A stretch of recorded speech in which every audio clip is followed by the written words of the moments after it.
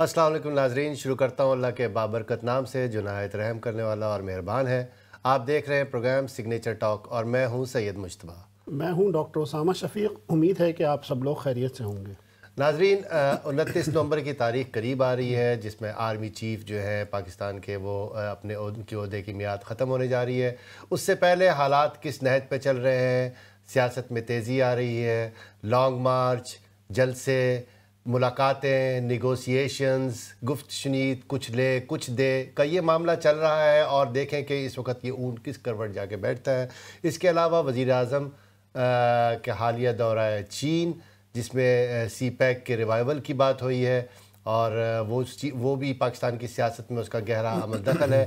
لیکن اس سے پہلے ہم بات کریں گے، ان سب موضوعات پہ بات کرنے سے پہلے ہم بات کریں گے جو کہ اس وقت تازہ ترین ڈیولپمنٹ ہے کہ حکومت پاکستان نے سودی نظام کے خلاف جو وفاقی شرعی عدالت کا فیصلہ تھا اس کے خلاف جو پٹیشنز دائر ہوئی تھیں اسٹیٹ بینک اور اس کے علاوہ 4 private state bank, national bank جو کہ سرکاری بینک ہے، اور اس کے علاوہ 3 دوسرے پرائیویٹ نجی بینکوں کی جانب سے، وہ واپس لینے کا اعلان کیا ہے۔ حکومت کی طرف سے جو اعلان ہے وہ صرف اس کا اطلاق صرف سرکاری بینکوں یعنی اسٹیٹ بینک اور نیشنل بینک پہ ہوتا ہے، دوسروں کو ابھی تفصیلات ابھی سامنے آئی نہیں ہے، لیکن اس پہ بات کریں گے ہم۔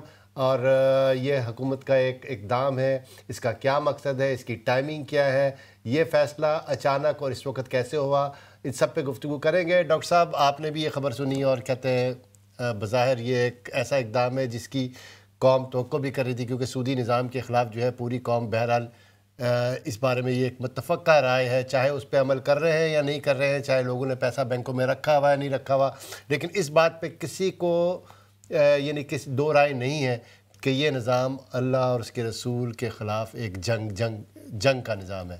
کیا کہیں گے حکومت کے اس فیصلے کو کس روشنی سے، کس نظر سے دیکھتے ہیں آپ؟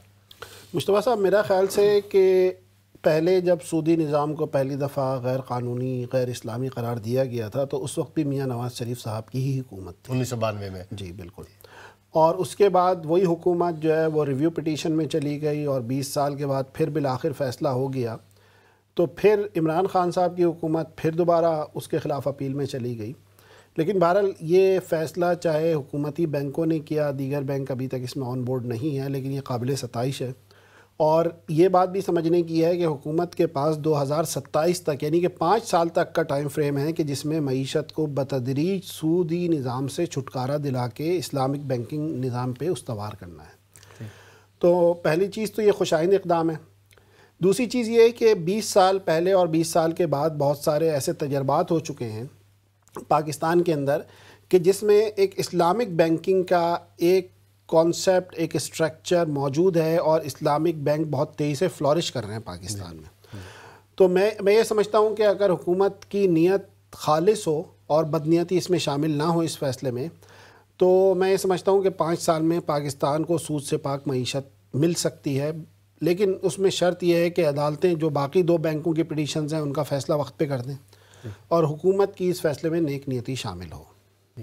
اچھا دیکھیں، آپ نے حکومت کی نیت کی بات کی خاص طور پہ، تو میرا اس کے بارے میں بڑا سیریس کنسرن ہے۔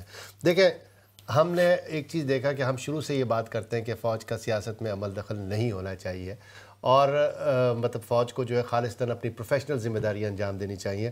پہلی بار عمران خان صاحب نے ایک ایسا بیانیہ ڈیولپ کیا جس میں ہم دیکھتے ہیں کہ اسٹیبلشمنٹ جو ہے وہ کافی ڈیفینسو پوزیشن پہ نظر آ رہی ہے۔ اس کے باوجود ہم عمران خان صاحب کے اوپر صرف اس لیے تنقید کرتے ہیں کہ اگر ہمیں 1% بھی اس بات کا یقین ہو کہ دوبارہ اقتدار ملنے پر وہ اسی طریقے سے جو ہے فوج کے ساتھ وہ تعلقات نہیں بنائیں گے جیسے کہ 3-4 سال تک ایک پیج کا ڈھنڈورا پیٹتے رہے، تو ہم آج عمران خان صاحب کے پیچھے ہوتے ہیں بالکل اس بارے میں۔ تو ہم اسی وجہ سے، کیونکہ ان کی نیت پہ ہمیں جسے کہتے ہیں یقین نہیں ہے، کیونکہ جو ان کے قول و فعل میں تضاد رہا گزشتہ کافی عرصے سے، وہ سلسلہ سامنے رہا۔ اس حکومت کا بھی مسئلہ یہی نظر آ رہا ہے ہم کو۔ دیکھیں، یہ فیصلہ اچانک ہوا ہے، اچانک کل شہباز شریف صاحب جو ہے ادھر پہنچے ہیں، اگرچہ جو وزیر خزانہ ہے ساکھ ڈار صاحب وہ کہہ رہے ہیں کہ کافی عرصے سے یہ پیش رفت چل رہی تھی، لیکن اگر یہ پیش رفت چل رہی تھی تو یہ انہی کی حکومت کی بات ہے نا جب انہوں نے اس کو چیلنج کیا تھا. ان کو چیلنج عمران خان کی حکومت نے کیا تھا اس فیصلے کو. یہ ابھی جو جون میں جو فیصلہ آیا ہے، جون میں اپریل میں، دیکھیں اس سے پہلے بھی عمران خان کی حکومت 3.5 سال اس کیس کی پیروی کرتی رہی. ٹھیک ہے. اگر حکومت اسی وقت پیچھے ہٹ جاتی جو ریاست مدینہ بنانے کے لیے آئے تھے تو 3.5 سال پہلے ہی فیصلہ ہو جاتا. کیونکہ اگر میں کوئی اعتراض واپس لے لیتا ہوں، درخواست واپس لے لیتا ہوں، تو وہ فیصلہ ہی ختم ہو جاتا ہے. ٹھیک ہے. تو عملاً عمران خان صاحب نے ریاست مدینہ میں سودی معیشت کی جو کوشش کوئی اور کر رہا تھا اس کو استوار نہیں ہونے دیا. ٹھیک ہے. دوسرا مسئلہ یہ ہے کہ یہ بات درست ہے آپ کی کہ آپ کا جو ان کے نیک نیتی پہ شبہ ہے وہ بات درست ہے، کیونکہ اب آئندہ اگلے سال الیکشن آ رہا ہے اور الیکشن میں یہ بھی ڈھول پیٹا جائے گا کہ ان لوگوں نے سودی معیشت کا خلاف فیصلہ آ گیا تھا. گو کہ انہوں نے بھی سودی معیشت کے خلاف جو فیصلہ آ چکا تھا اس کے خلاف حکومت پاکستان کی اپیل واپس نہیں لی تھی، لیکن کیونکہ ہم ماضی کو بہت جلدی بھول جاتے ہیں تو لہٰذا جو سامنے آنے والی چیز ہے وہ یاد رکھی جائے گی. جی جی. دوسری ایک اور بات جو بہت زیادہ ضروری ہے کہ سودی معیشت سے چھٹکارا حاصل کرنے کے لیے آپ کو معاشی خود مختاری چاہیے. ٹھیک ہے. جو آپ IMF اور ورلڈ بینک سے جو معاہدے کرتے ہیں اس میں آپ کے پاس معاشی خود مختاری تو ہے ہی نہیں. ٹھیک ہے. بلکہ اب تو جو تحریک انصاف کی گورنمنٹ کے دور میں ترامیم ہوئی اس میں اسٹیٹ بینک کی خود مختاری بھی ختم ہو گئی. ٹھیک ہے. تو سب سے پہلے بنیادی سوال تو یہ ہے کہ جو بھی آپ کی معیشت کے جو روٹ کاز ہیں وہ تو روٹ کاز ہی جب آپ کی سود سے جڑی ہوئی ہیں اور سودی کانٹریکٹ کیے ہوئے ہیں اور آپ نے اسٹیٹ بینک کی خود مختاری ختم کر کے بھی اس کو آٹونومس کر دیا تو اس کا اطلاق کیسے کیا جائے گا. ٹھیک ہے. تو یہ پورا ایک پیکج ہوگا کہ جس میں اسٹیٹ بینک کے حوالے سے بھی ریگولیشنز نئے قانون کا اطلاق کرنا پڑے گا. اس کے علاوہ آپ کو جو آپ نے معاہدے کیے ہوئے ہیں ورلڈ بینک اور IMF سے مختلف قسم کے ان کے اوپر بھی ریویو کرنا پڑے گا. ٹھیک ہے. تو یہ اتنا آسان کام نہیں ہوگا. اگر آج سے نیک نیتی سے کام شروع کیا جائے تو 5 سال بعد کوئی ایسی صورت نظر آئے گی کہ جس کے ذریعے ہم سمجھ سکیں کہ ہم سود سے پاک معیشت کی طرف آگے بڑھیں گے. لیکن سوال وہیں پہ کھڑا ہوا ہے کہ ہماری معاشی خود مختاری کیا ہے. جب کہ ہم سارا کا سارے چیزیں قرضوں پہ ہیں تو ہماری معاشی خود مختاری کیا ہوگی اس وقت. اچھا یہ جو پیکج ہے آپ نے IMF کی بات کی، لیکن ساتھ میں آپ یہ دیکھیں کہ ابھی تھوڑے پروگرام سے پہلے ہی گفتگو ہو رہی تھی تو آپ نے بتایا کہ 23% جو ہے ڈیٹ جو ہے چائنا کا ہے. جی بالکل. تو IMF کو ملا کے اور چائنا کو ملا کے کیا یہ فورن سٹیک ہولڈرز جو ہیں جو کہ کریڈیٹرز ہیں کیا یہ اس چیز پہ راضی ہو جائیں گے کہ بالکل سود سے جو ہے کہتے ہیں پاک قسم کی جو ہے کہتے ہیں وہ دیکھیں اس میں 2 چیزیں سمجھنے کی ہیں کہ آپ کے جو IMF اور ورلڈ بینک سے قرضے ہیں وہ 5 سال کے بعد یہ تو ریشیڈیول ہو جائیں گے یا آپ کو پے آف کرنے ہیں. ٹھیک ہے. اور جن ٹرم اینڈ کنڈیشن پہ آپ نے قرضے لیے ہیں ظاہر سی بات ہے وہ سود کی ٹرم اینڈ کنڈیشن ہے تو وہ تو آپ کو فلفل کرنا پڑے گا. اچھا اب 5 سال کے بعد آپ اس قابل ہوں گے کہ آپ اپنے طور پہ معاشی پلان بنا سکیں تو پھر سودی معیشت سے چھٹکارا مل سکتا ہے آپ کو. ٹھیک ہے. کیونکہ قرض دینے والا بھی دیکھتا ہے کہ آیا یہ پے کر سکتا ہے یا نہیں پے کر سکتا جب ہی آپ کو قرض دے گا. جو ہم آئے دن سنتے ہیں کہ وہ یہ کہتے ہیں کہ ٹیکس لگا دیں اور پیٹرول پرائز بڑھا دیں، پیٹرول لیوی بڑھا دیں، تو وہ ان کے سارے وہ جو قرضہ دیا گیا ہے ان کو واپس لینے کے طریقہ کار ہوتے ہیں جو حکومت کرنے پہ مجبور ہوتی ہے کیونکہ وہ اس کے پلان کا حصہ ہوتے ہیں، اس معاہدے کا حصہ ہوتے ہیں. تو 5 سال کا عرصہ ہے کہ 5 سال کے اندر پہلے آپ کو اس قرض کی ایک بہت بڑی مقدار کو واپس کرنا ہے تاکہ جب آپ ایک ری شیڈیول کرانے جائیں یا نیا قرضہ لینے جائیں تو آپ اپنی ٹرم اینڈ کنڈیشن پہ لیں. اس دوران آپ کو پاکستان کے اندر ریگولیشنز کرنی ہے، اصلاحات کرنی ہے، قانون سازی کرنی ہے کہ اسٹیٹ بینک کو جو آپ نے IMF اور ورلڈ بینک کے حوالے کر دیا اس کو واپس لینا ہے. تیسرے طور پر پاکستان کی معیشت کے جو انڈیکیٹرز ہیں ان کو بہتر کرنا ہے. ٹھیک ہے. تو یہ اگر کوئی حکومت آج سے بھی شروع کرے اور سال کے 365 دن کام کرے تو 5 سال کے بعد کسی ایسی جگہ پر پہنچیں گے کہ ہم سودی معیشت سے نجات کی جانب سفر شروع کر سکیں. ٹھیک ہے. اطلاق نہیں ہوگا، سفر شروع کر سکیں اور بتدریج ہم وہاں تک جائیں گے. ڈاکٹر صاحب یہی ساری بات ہے، بس میں یہی بات کہہ رہا تھا کہ نہ 9 من تیل ہوگا نہ رادھا ناچے گی. تو میرے خیال میں حکومت کی نیت کا بھی خاص طور پہ جو مجھے نظر آ رہا ہے وہ یہی ہو رہا ہے کہ نہ اکانومی بہتر ہوتی ہوئی نظر آ رہی ہے، نہ پاکستان اس پوزیشن میں جاتا ہوا نظر آ رہا ہے. تو میں یہ سمجھتا ہوں کہ حکومت نے جو اس وقت یہ فیصلہ کیا ہے یہ محض سیاسی مقاصد کے لیے کیا ہے، اور اس کا مقصد صرف ٹوٹلی یہی ہے کہ اس وقت فوری طور پہ مذہبی طبقوں کی جو ہے وہ ہمدردی حاصل کی جا سکے.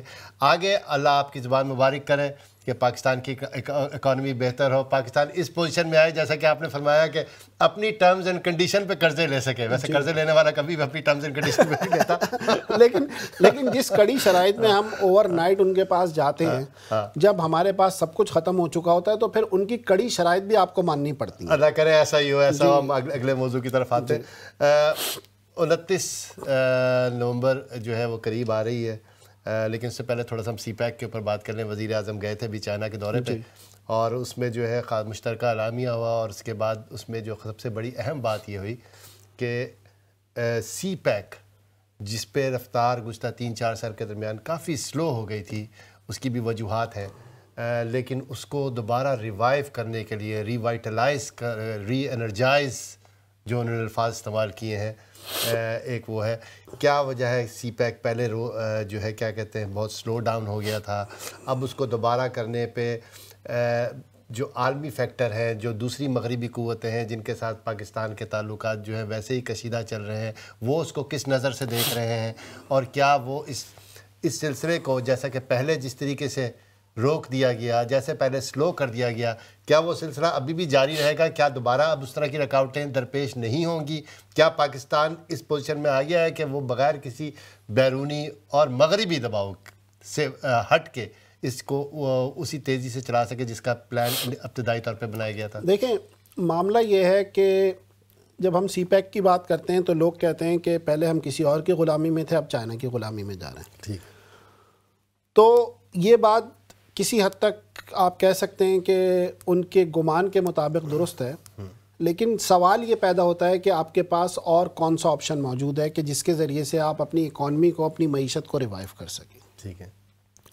سی پیک پاکستان کے لیے ایک وائٹل لائن تھا، لائف لائن تھا، کہ جس کے ذریعے سے ہم اپنی اکانومی کو ریوائیو کر سکتے تھے. لیکن بدقسمتی سے 3.5 سال نہیں بلکہ میں یہ سمجھوں گا کہ 5 سال کے عرصے میں سی پیک کو آہستہ آہستہ رول بیک کیا گیا، اس کو کام کو فریز کر دیا گیا، اور بہت کم پروجیکٹس کے اوپر کام جاری رہا جو کہ بہت کم تھا. اور اس کے بعد آپ کو یہ بات بھی معلوم ہے کہ عمران خان کی حکومت نے سی پیک کے جو پروجیکٹس کے ڈیزائن تھے اور اہم ڈاکومنٹس تھے وہ امریکہ کے حوالے کیے، جس کی وجہ سے چائنا بھی ناراض ہو گیا پاکستان سے. تو اب سی پیک کا دوبارہ آغاز ہوا ہے، لیکن سی پیک کا آغاز ہونے کے ساتھ ساتھ پاکستان کے اوپر تھریٹس بھی بڑھ گئے.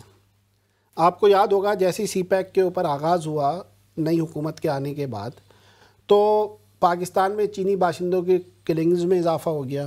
کراچی یونیورسٹی میں ایک واقعہ ہوا ناخوشگوار جس میں 3 چینی باشندے چلے گئے، جان سے خودکش حملہ کہا گیا اس کو. لیکن بہرحال اب سی پیک پہ کام کی رفتار خاصی تیز ہے، اور وزیر اعظم شہباز شریف صاحب نے جو سی پیک کا دورہ کیا ہے وہ اس حوالے سے بہت زیادہ خوش آئند ہے کہ اس کے اندر جو کام کیے گئے ہیں وہ شاید 5 سال پہلے ہو جانے چاہیے تھے. اس میں 10,000 mega watt solar power plant لگائے گا چین، جس کی مالیت تقریباً $5 ارب ہے، جس میں سے چین جو ہے وہ $2 ارب پاکستان کو دے گا یا اس میں انویسٹمنٹ کرے گا، $3 ارب پاکستان لائے گا. اس کے علاوہ جو سب سے بڑی اس پروجیکٹ کی ڈیولپمنٹ ہے، اس وزٹ کی سب سے بڑی جو ڈیولپمنٹ ہے وہ یہ ہے کہ گوادر میں ایک بہت بڑی آئل ریفائنری لگ رہی ہے، جس میں نہ صرف پاکستان اور چین شامل ہیں بلکہ سعودی عرب بھی شامل ہے، اور کہا یہ جا رہا ہے کہ سعودی آرامکو ہی اس آئل ریفائنری کو آ کے مینج کرے گی اور اس کو لگائے گی. اور یہ اس وقت یہ جو ریفائنری لگے گی وہ 5 ملین ٹن آئل تک جو ہے وہ ریفائن کر سکتی ہے، اس کی کیپیسٹی ہوگی. اور یہ پروجیکٹ بہت بڑا پروجیکٹ ہے، اور یہ سی پیک کا اس وقت کا سب سے بڑا اور سب سے وائٹل پروجیکٹ اس حوالے سے ہے کہ گوادر جو کہ ٹرانسپورٹیشن کی لائف لائن ہوگا آئندہ مستقبل میں، وہاں پہ آئل ریفائنری کی ضرورت تھی کہ جو کہ اب لگنے جا رہی ہے. اس کے ساتھ ساتھ صدر زی جن پنگ سے 2 دن کی جو ملاقات رہی اس میں $60 ارب کے نئے پروجیکٹس ملے ہیں پاکستان کو. اور آئی پی پیز جو پاور کمپنیز تھیں، میں ناظرین کی آسانی کے لیے بتا دوں کہ جو چائنیز پاور کمپنیز تھیں جنہوں نے پاکستان میں آ کے پاور پروجیکٹس لگائے، ان کے $240 ارب کے قرضے پاکستان کے اوپر موجود تھے، یعنی کہ پاکستان کو پیسے ادا کرنے تھے وہ بھی ری شیڈیول ہوئے. اس کے علاوہ 100 ارب ڈالر کے مزید نئے پروجیکٹس جو ہیں وہ پاکستان کے اینڈ پر ہے کہ پاکستان کی ECC اکنامک کوارڈینیشن کونسل اگر اس کی اجازت دے گی تو وہ بھی چلنا شروع ہو جائیں گے. اچھا، اس دورے کی ایک خاص بات جو تھی وہ شاید آپ نے محسوس کی ہو کہ اس میں نہ صرف وزیر خارجہ بلاول بھٹو زرداری بھی ساتھ تھے، بلکہ شہباز شریف صاحب جو نواز شریف کے دور حکومت میں جب وزیر اعلیٰ پنجاب تھے جو اسٹریٹجی استعمال کرتے رہے، خاص طور پہ جو لائٹ ٹرین لے کر آئے اور دیگر پروجیکٹ سی پیک کے نام پہ پنجاب میں لے کر آئے، اس وقت وزیر اعلیٰ سندھ مراد علی شاہ صاحب اس دورے پہ ان کے ساتھ تھے اور انہوں نے بھی کئی پروجیکٹس پہ صوبے کے لیے معاہدے کیے ہیں چین سے سی پیک کے اندر. تو صورتحال یہ ہے کہ سی پیک ریوائیو ہونے جا رہا ہے بہت تیزی کے ساتھ. جو لگتا تو یہ ہے کہ اس موو سے اور جو چائنیز ڈیلیگیٹس کا یا چائنیز گورنمنٹ کا جو بیان آیا ہے جس میں خاص طور پہ انہوں نے کہا ہے کہ گوادر ہماری پرائیورٹی ہے اور گوادر سے ہم نے تمام آپریشن شروع کر دیے ہیں، تو اس کے حوالے سے بھی یہ لگتا ہے کہ گوادر شاید اس کا ہب بنے گا اور بہت تیزی سے یہ کام سی پیک کے کام شروع ہو جائیں گے. ایک اور اچھی خبر یہ ہے سی پیک کے حوالے سے کہ کراچی سے لے کر حیدرآباد تک M9 موٹر وے بن چکی تھی اور اس کے بعد سکھر سے لے کر اور آگے تک موٹر وے بن چکی تھی، لیکن حیدرآباد سکھر موٹر وے جس کی لینڈ ایکوائر ہو چکی تھی، جس کی پروجیکٹ کی رقم مختص ہو چکی تھی، وہ نہیں بن سکی گزشتہ 5 سالوں پہ. اس پہ بھی بہت تیزی سے کام شروع ہو گیا ہے اور شاید اگلے سال تک وہ موٹر وے بھی کھول دی جائے. تو سی پیک کا جو اینڈ ٹو اینڈ ہے وہ مکمل ہو جائے گا، کیونکہ بیچ میں یہ لنک مسنگ تھا تو اس وجہ سے سی پیک پورے طریقے سے رن نہیں کر رہا تھا. تو یہ ڈیولپمنٹ ہے سی پیک کے اوپر کہ جو وزیر اعظم کے دورے کے بعد اس کو ری مرج کیا گیا ہے. اور اس کے ساتھ ساتھ جو دوسری بات جو اہم ترین بات ہے کہ اسی آئل ریفائنری کے حوالے سے سعودی عرب کے ولی عہد محمد بن سلمان 21 نومبر کو پاکستان بھی آ رہے ہیں، جو پاکستان، چین اور سعودی عرب گوادر میں آئل ریفائنری لگانے کے لیے جا رہے ہیں. تو یہ بڑی پروجیکٹس ڈیولپمنٹ ہیں اور ہو سکتا ہے کہ پاکستانی معیشت اس کے بعد ایک دباؤ سے نکل سکے.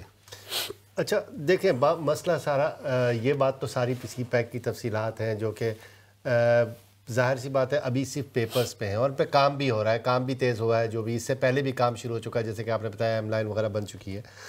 لیکن اصل مسئلہ یہ ہے کہ پاکستان میں جب بھی اس طرح کا کوئی کام شروع ہوتا ہے تو عام طور پہ ایک اس طرح کے حالات پیدا ہو جاتے ہیں کہ جس طرح ان کام جو اپنے اسکیجول کے مطابق ہیں یہ کام جاری نہیں رہتے. لیکن اس مرتبہ ایک خوش آئند بات یہ ہے کہ چائنا نے بڑا شٹ اپ کال دی ایک طرح کی امریکہ کو، کہ امریکہ کی طرف سے اس بات کا شاید ڈیمانڈ کی جا رہی تھی کہ وہ قرضوں کے بارے میں جو ہے وہ پاکستان کے ساتھ تھوڑی سختی کی جائے، لیکن چائنا نے کہا ہے کہ یہ ہمارا مسئلہ ہے، آپ کا اس سے کوئی تعلق نہیں ہے. لیکن ساتھ میں امریکہ نے بھی یہ بات کہہ دی ہے کہ چونکہ ہم پاکستان کے قرضوں کا ایک بڑا حصہ، پاکستان کی اکانومی کی جو گروتھ ہے اس کا تعلق ان قرضوں سے ہے جو کہ IMF اور دوسرے مغربی اداروں سے لیے گئے ہیں، تو اس لیے یہ ہمارا مسئلہ ہے کہ پاکستان کے اوپر دوسرے قرضے کون سے ہیں. تو یہ ایک ایسی صورتحال ہے جس میں امریکہ کے ساتھ جو ہے پاکستان کے تعلقات جو ہے وہ متاثر ہو سکتے ہیں اس سی پیک کے حوالے سے. دوسری چیز جو میرا کنسرن ہے، اگرچہ اکثر کہتے ہیں یہ بات کہی جاتی ہے کہ فوج کا بھی اس میں جو ہے اسٹیبلشمنٹ جو پاکستان کے ریئل حاکم ہیں ان کا بھی بڑا سٹیک ہے اس چیز میں کہ سی پیک کو ریوائیو کیا جائے، کیونکہ اس وقت پاکستان کی اکانومی جو کہ فوج کے لیے بھی اتنی ہی ضروری ہے جتنی عوام کے لیے، اس میں سب سے اہم چیز یہ ہے کہ سی پیک ریوائیو ہو. لیکن ہم دیکھتے ہیں کہ وزیر اعظم جو ہے وہ چائنا کے دورے پہ گئے تھے اور اس سے کچھ ہی عرصے پہلے جو ہے جو آرمی چیف ہیں وہ امریکہ کے دورے پہ تھے، اور امریکہ کے دورے پہ ان کو جس طریقے کا ریسیپشن دیا گیا وہ اس کی مثال جو ہے اس سے پہلے ہمیں بہت کم ملتی ہے کہ کسی آرمی چیف کو اس طرح کا ریسیپشن دیا گیا، جبکہ وہ ہو سکتا ہے کہ ہم اس کا کمپیریزن اس سے کر لیں کہ جیسے کہ جنرل ضیاء یا کہتے ہیں یا کوئی جو مارشل لا ایڈمنسٹریٹر تھا یا ایوب خان جو ہے ان کے دور میں جب وہ گئے دوروں پہ تو ان کو بھی شاید اس طرح کا ریسیپشن ملا ہو یا نہیں ملا ہو. لیکن ہم ان کا کمپیریزن اس سے کر نہیں سکتے کیونکہ اس وقت وہ ہیڈ آف دا اسٹیٹ کی حیثیت سے گئے تھے. لیکن آرمی چیف ایک ہیڈ آف اسٹیٹ نہیں ہے.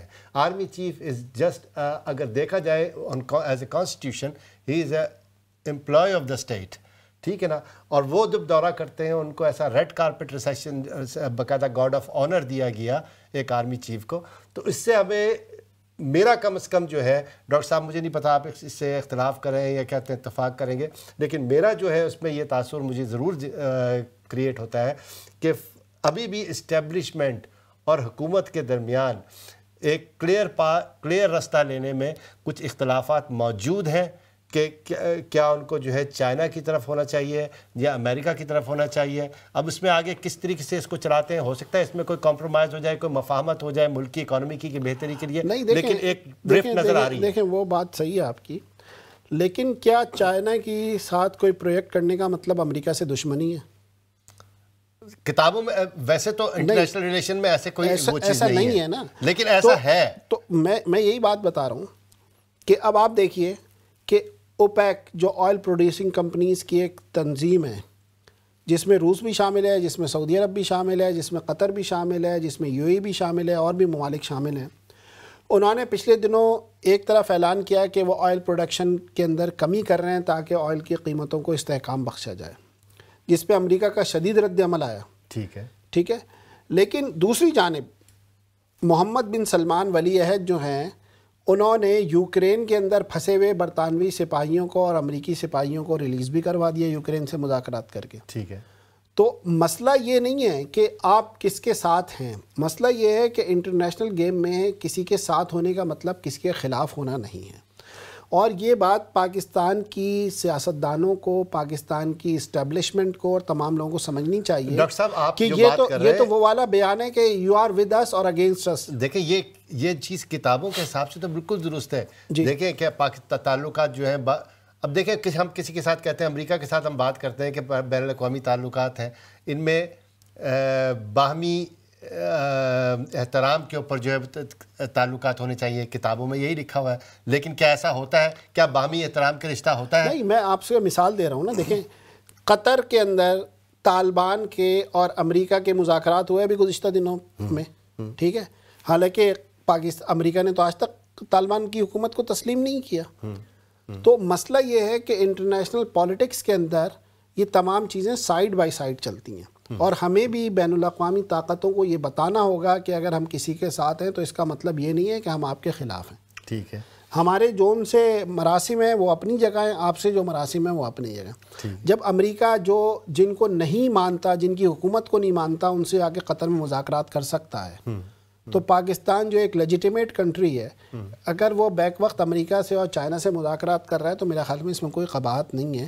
اور ہمیں اس کے درمیان ایک بیلنس کریٹ کرنے کی ضرورت ہے، پالیٹکس کے اندر بھی اور انٹرنیشنل ریلیشن کے اندر بھی، کہ تمام چیزیں سائیڈ بائی سائیڈ چل سکتی ہیں. اور ہمیں اپنی قوم کو بھی یہ بتانے کی ضرورت ہے کہ ہر ایک ہمارا ازلی دشمن نہیں ہے، نہ کوئی ازلی دوست ہے. قوموں کے مفادات ہوتے ہیں اور اسی کے مطابق وہ اپنی پالیسیز کو تبدیل ہوتے رہتے ہیں. آپ نے بات بالکل درست کی یہ بات، لیکن اس کا انحصار اسی چیز کے اوپر ہے کہ جو بھی حکومت، جو بھی پاکستان کی قیادت ہے، جب وہ اس طرح کی بات کرتی ہے اور جس طرح کی بیلنس قائم رکھنے کی بات کرتی ہے، تو وہ اس قیادت کو پاکستانی عوام کا ریپریزنٹیٹیو بھی ہونا چاہیے. کیا ہماری موجودہ حکومت پاکستانی عوام کی ریپریزنٹیٹیو ہے؟ نمبر ایک. کیا پاکستانی حکومت وہ قوت رکھتی ہے، وہ جسے کہتے ہیں اتھارٹی رکھتی ہے جو کہ ایک ساورن حکومت کا خاصہ ہوتا ہے؟ یہ مجھے نظر نہیں آ رہا.